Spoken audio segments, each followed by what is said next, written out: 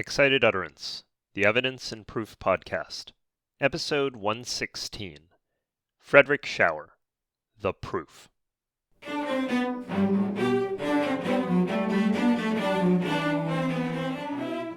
Welcome to Excited Utterance. I'm your host, Ed Cheng from Vanderbilt Law School. Excited Utterance is your podcast for cutting-edge scholarship and developments in the world of evidence. We bring virtual workshops to you throughout the academic year. This week, our guest is Fred Schauer. Fred is the Harrison Distinguished Professor of Law at the University of Virginia. Fred's prolific scholarly career has spanned constitutional law, specifically First Amendment, evidence, and jurisprudence and legal philosophy. For our podcast today, we are discussing Fred's new book, The Proof, which will be released by Harvard University Press in April. In it, Fred makes good on the book's subtitle, which is Uses of Evidence in Law, Politics, and Everything Else. Proof, truth, and evidence are, of course, big news these days, and not just in legal circles. Pick almost any controversial current event, COVID and COVID vaccines, the January 6th attack on the Capitol, climate change. No matter what the event or issue, there's a persistent concern about evidence, proof, and the problem of misinformation.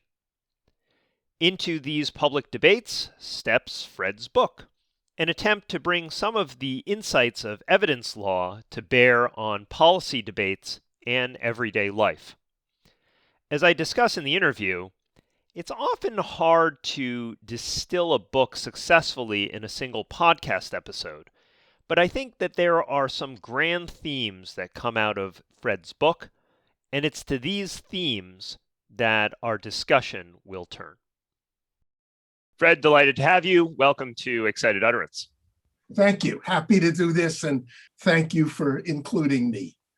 So first, congratulations on your book, which is ambitiously entitled The Proof. And I have to say, a thoroughly enjoyable journey through the landscape of evidence law and theory. Let's start at the beginning. What got you started on this project? Why did you write The Proof? And why is it called The Proof? Okay, so I've been teaching evidence on and off for 20 plus years. Historically, it has not been the major area of my scholarship, but over the last 5 years or so, I've started writing much more extensively about questions of evidence that intrigue me as they come up in teaching, as I read the literature and so on. So it's been my practice for a long time that after I write some number of articles about something, I think I come to the conclusion, there's a book here. So books are not my only avenue of scholarship, but they are one of them. And it's a process that I enjoy, especially as with this book, if it's a book that is written as a book, not a patched together collection of previous articles, but still has distinct themes in different chapters rather than one argument that progresses from beginning to end.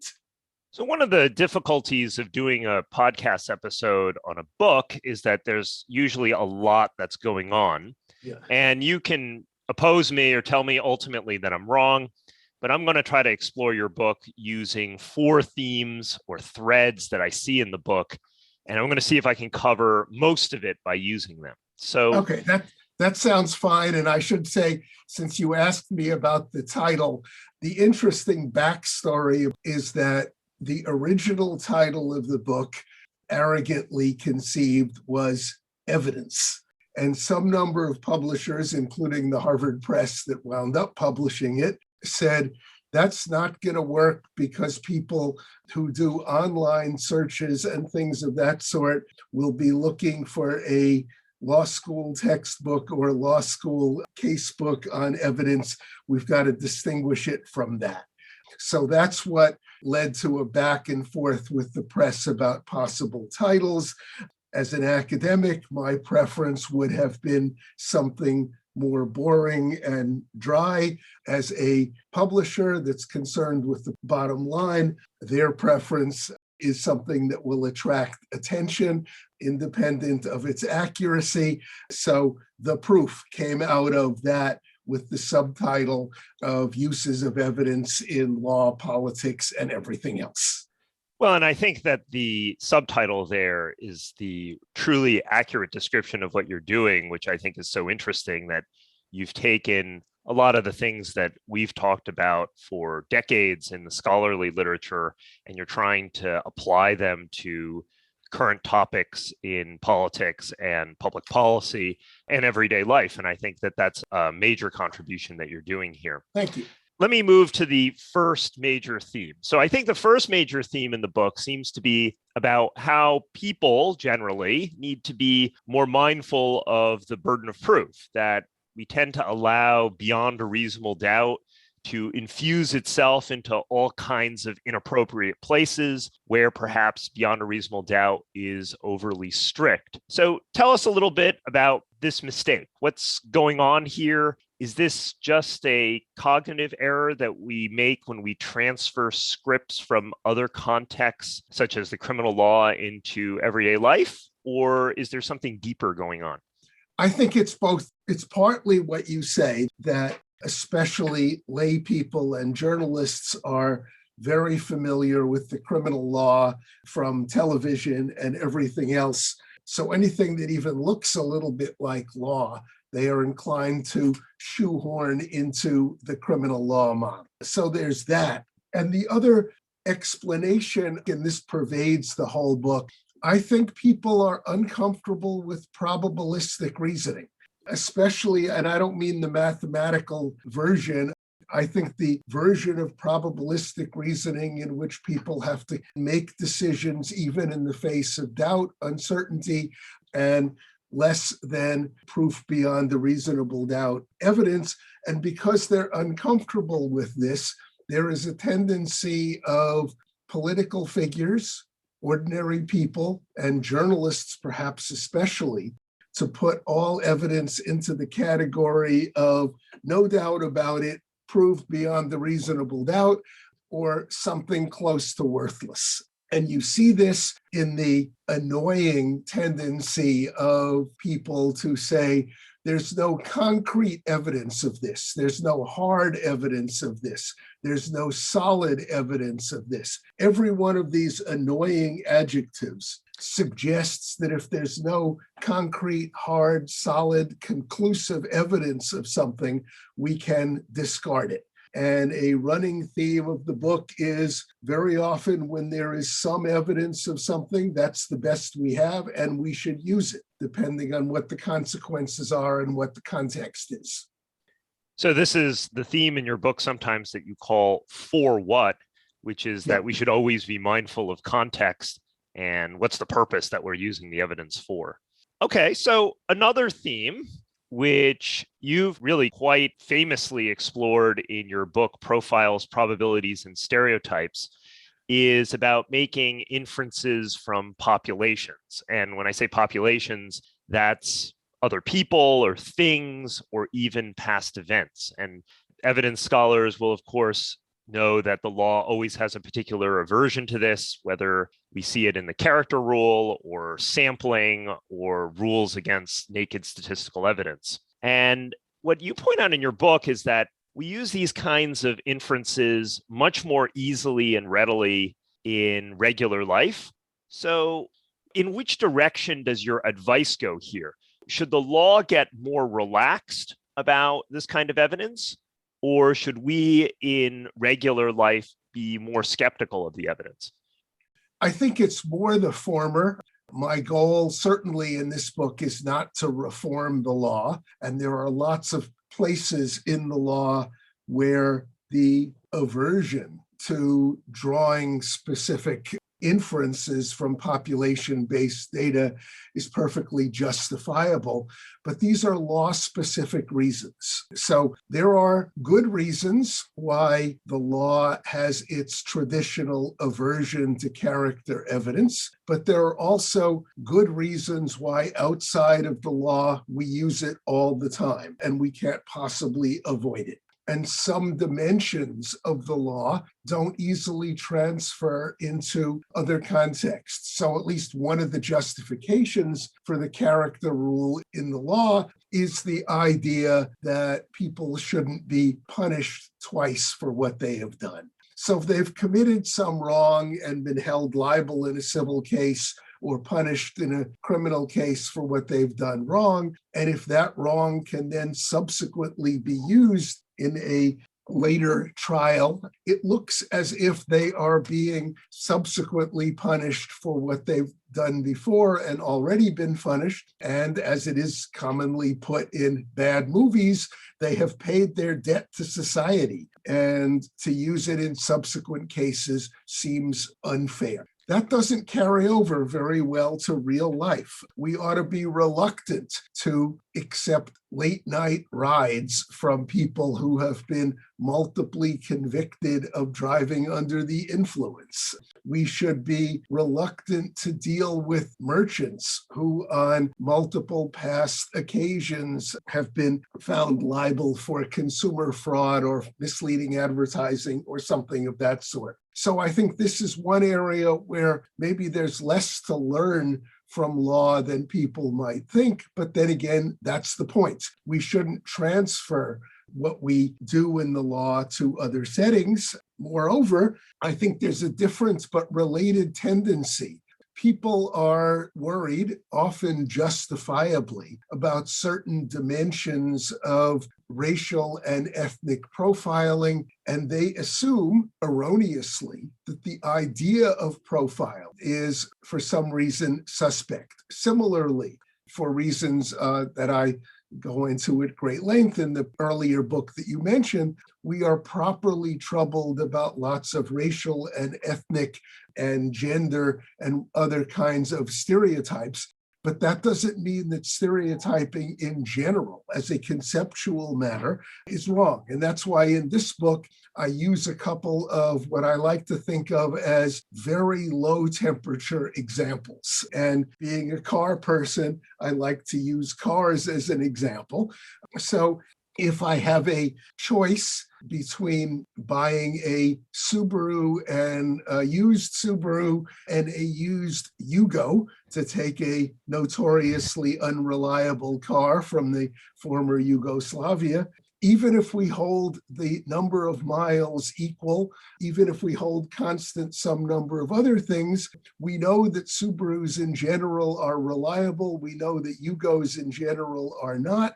And all other things being equal, and maybe even all other things not being equal, we engage in population to individual inference about a particular Subaru more likely being reliable than a particular Yugo, and so on. And in lots of other areas, we do the same thing. A somewhat more controversial example that I use here and I've used in the past, although less controversial than racial and ethnic profiling, is the population to individual inferences that we use when we think about dog breeds. Even apart from the issue of whether pit bulls should be prohibited or not, which some number of countries and some number of American communities do, it is not surprising that families with boisterous small children are more likely to want golden retrievers than pit bulls.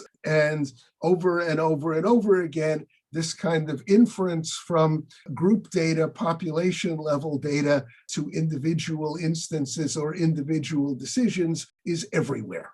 It's so funny that you moved on to the pitfall example, because that was the thing that came up in my mind, that you said low temperature. And I thought, you don't have to go very far to start raising the temperature. That's exactly And right. once you move to dog breeds, you already end up with all kinds of controversy over people who don't like the stereotyping of pit bulls as being dangerous. And, there are many dog advocates that would say that has nothing to do with the breed. Let me try a different theme as well. So, this idea, and I think I often argue it in evidence circles myself, is your point about compared to what. And I think this theme reflects the pragmatism that I love in your scholarship in evidence generally, that all too frequently, people make the mistake of thinking in binary terms about evidence, that evidence is good or bad. But the question is not whether it is good or bad. The question is whether the evidence is good enough.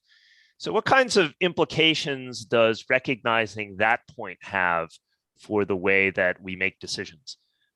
Right. So, in this and many other things, this is a lesson that I get perhaps principally from my spouse, a previous participant in this very podcast, Barbara Spellman, herself a distinguished scholar of the psychology and the law of evidence.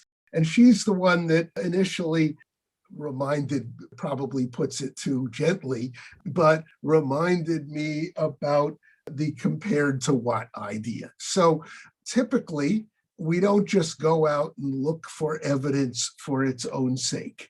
We are looking for evidence in order to try to answer a particular question. In the criminal law, it's did some defendant do it or not? But in everyday life, we are faced with the compared to what question in almost every decision we make. So there's a part of the book in which I talk about evidence in the context of art authentication. Is this a genuine Vermeer? Is this a genuine Botticelli? Not art evaluation, but art authentication. Is something a fake or not? So if I'm considering buying a work of art, given my resources, it's not going to be a Botticelli or a Vermeer, but I at least have to consider the possibility that it's a fake. So then the question is, what evidence do I have? Maybe the evidence that I have is not very good, but I still have to make a buy or no buy decision. And if I have to make a buy or no buy decision, compared to what looms large, I might say, this isn't very good evidence that this is an authentic, whatever it is that I am considering buying. But there's no other evidence that's available to me. And therefore, this is as good evidence as I have. So when I look to the compared to what question, I may say, this is the best evidence I have. That's the first step. Then the second step after the compared to what question is, if this is the best evidence I have, is it good enough? And then we come back to the question, is it good enough depending on what it is that I want to decide or what it is that I want to do?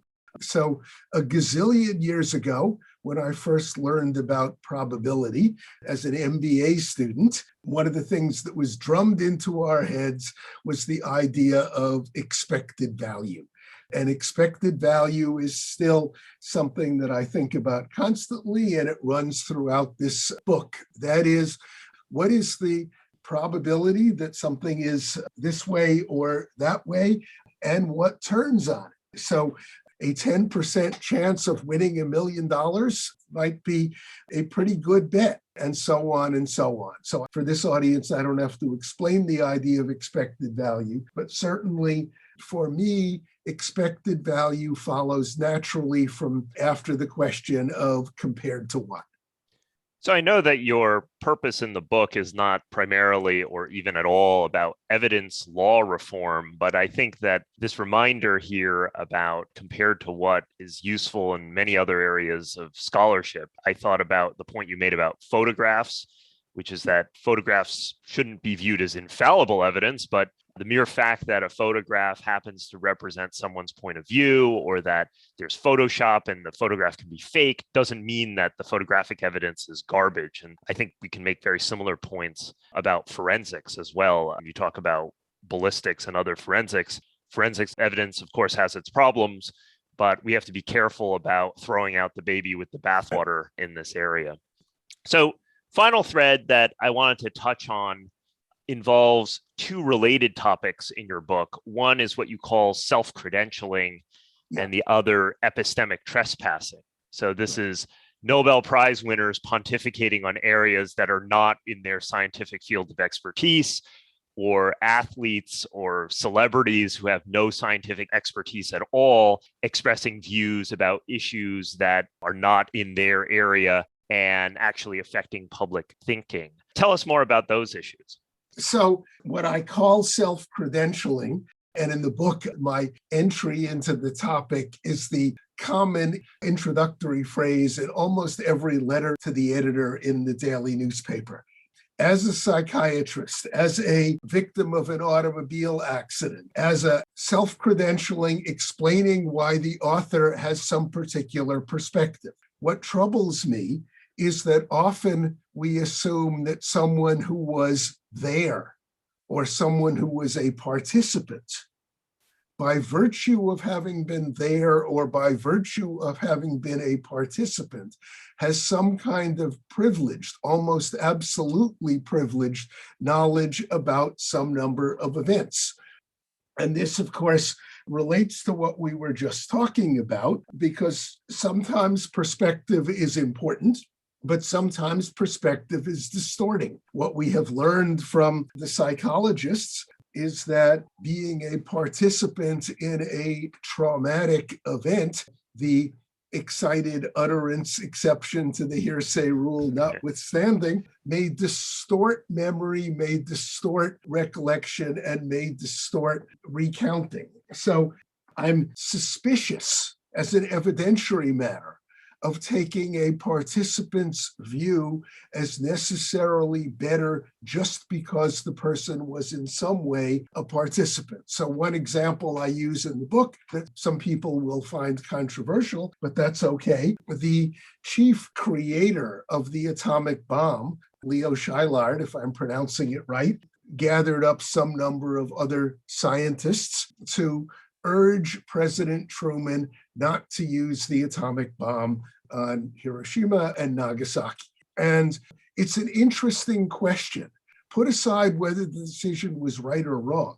At least at the time that Truman made the decision, he was fully aware of its destructive capacities. He was fully aware of how it was going to be used or how it could be used and what it could do and the loss of human life involved and everything else.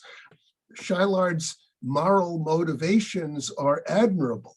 But on the question of once the bomb existed, should Truman drop it or not at a particular time? Once Hiroshima existed, should he drop it on Nagasaki? Should he wait to drop it at all? How should he calculate the relative importance of Japanese lives and American military lives? All of these are profound moral questions. And it's not clear that Truman made the right decision, nor is it clear that he made the wrong decision. But one thing that's a little bit more clear to me is that on none of these does the technical ability actually to create an atomic bomb give the creator any comparative advantage or any comparative expertise. As you mentioned, Nobel Prize winners opining on things far removed from what they have won Nobel Prizes for, quarterbacks and point guards opining on things that have nothing to do with the skills involved in being a quarterback or a point guard are somewhat more obvious everyday examples. But I think this phenomenon, and I get the phrase epistemic trespassing from the philosopher Nathan Valentine, happens all the time, and we ought to be careful of it, especially these days when on issues of vaccination, climate change, to use the two most obvious examples, and many others, it is crucially important that we rely on expertise. It's just as crucially important that we understand where the appropriate boundaries of expertise and understand what experts are experts about. And in everyday discussion, in everyday political and policy debate, we don't always respect these boundaries. So how did I do? Those are the 4 themes. Have I missed any large themes that you wanted to make sure that our audience thought about, or should we leave it for them to read it in your book? I think you hit on all of them. I would just say a little bit more about your first one. That is, I think a running theme of the book is that probabilities matter a lot. And one of the things that flows from this, and we talked about it a little bit, but I'd emphasize it again, is that very often not very good evidence is good enough for what we have to make a decision about. That in many contexts is likely to be controversial. But I think you hit on most of the important themes. Maybe one that I'd add is the idea of testimony, and I don't mean just testimony in court. How often do we rely on what other people tell us?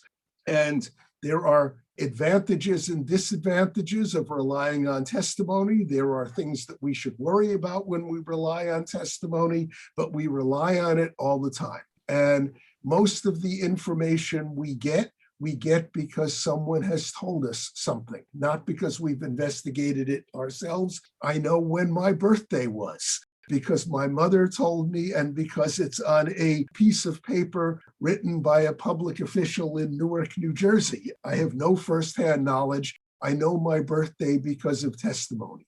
Most of the other things we know because of testimony. And thinking about testimony is another important theme in the book and an important theme in modern philosophy. Philosophers, until last couple of decades, have not paid very much attention to testimony.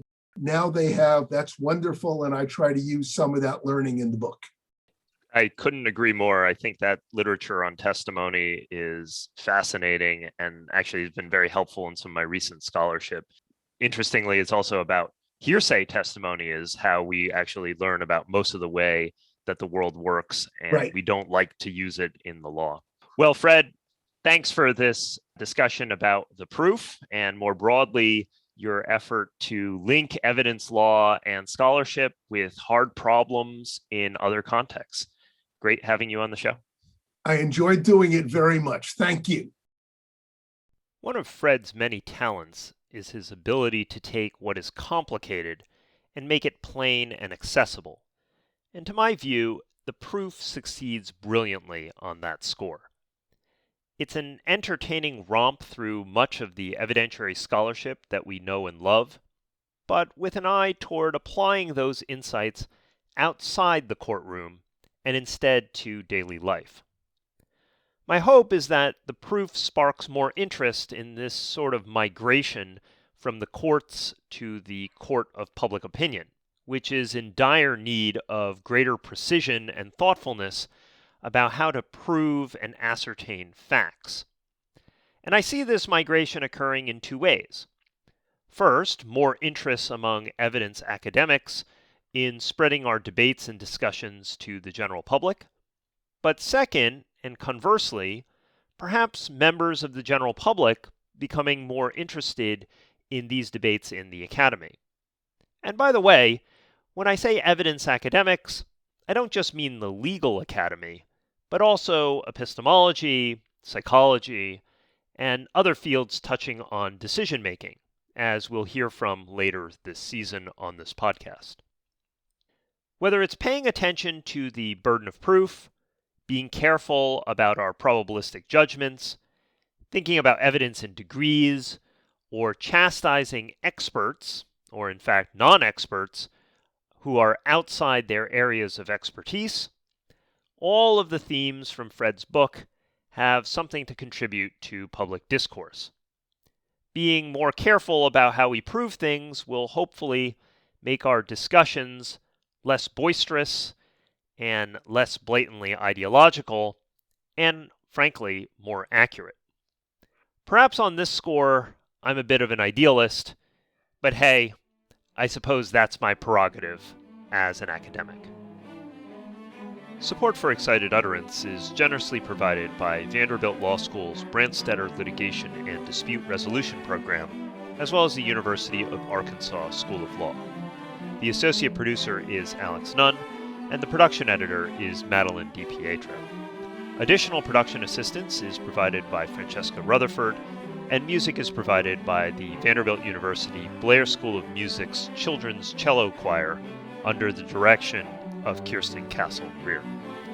I'm your host, Ed Chang, and I hope you'll join us again next time when we take on another new work in the world of evidence and proof.